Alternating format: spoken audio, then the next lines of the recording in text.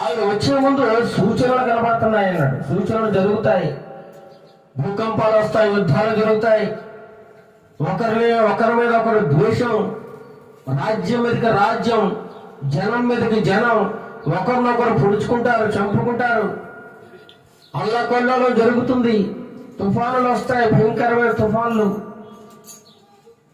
ప్రకృతి వైపరీత్యాలు జరుగుతాయి, ఎన్నో ఎన్నో ఎన్నో సూచనలు. ఇప్పటికీ అవన్నీ కూడా నెరవేరుతున్నాయి. ఒకే ఇంటిలో మనుషులకి గొడవలు వచ్చేస్తాయి.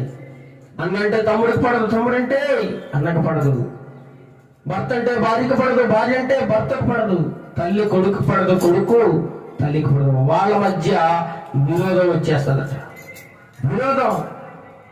అందరూ కలిసి ఉండడం అంటే జరగని పని.